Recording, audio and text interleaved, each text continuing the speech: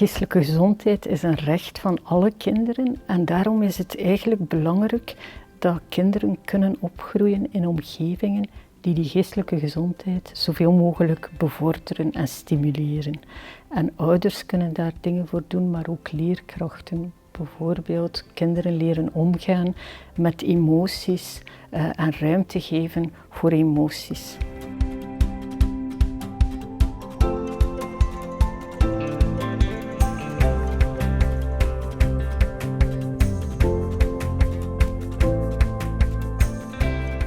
The three key things are really, firstly, thinking about children's well-being now, not just in terms of prevention and for the future, but really their mental health in early childhood and infancy and how that affects their feelings, their emotions and their behaviours.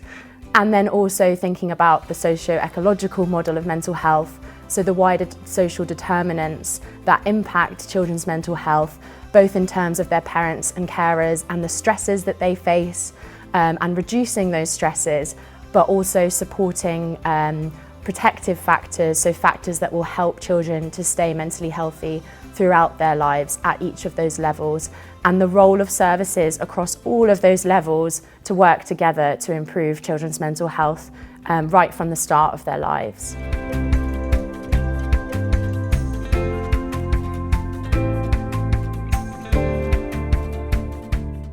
If we can ensure that all children have sensitive, nurturing relationships from birth onwards, then we do an awful lot to give them the best chance in life, to prevent later mental health problems, but also to improve lots of other outcomes around their physical, cognitive and social development. So focus on early relationships.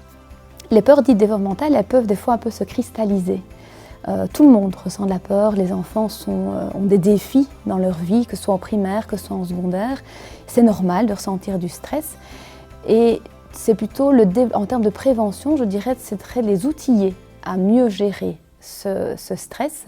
Prendre le temps, et ça je crois que c'est pour toute la société, c'est pour les parents, mais c'est aussi pour toutes les relations humaines. On pourrait parler des couples, des familles, de la façon de travailler ensemble. C'est prendre le temps de se parler ou de simplement vivre le moment présent ensemble.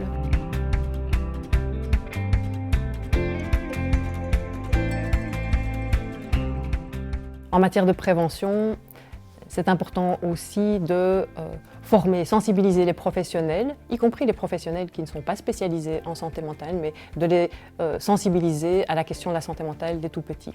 C'est important de développer une vision holistique de la famille et donc d'intégrer les parents, mais aussi la fratrie à la trajectoire de santé mentale. Ce qui est important aussi, c'est de soutenir les professionnels qui sont en contact avec les enfants et qui n'ont pas spécialement une formation en santé mentale, je pense notamment aux écoles. Ce qui est important aussi, c'est de créer un point relais pour les familles, pour les parents, auxquels ils peuvent s'adresser s'ils veulent poser des questions et donc créer un point relais sur les territoires, dans les communes, pour chaque famille.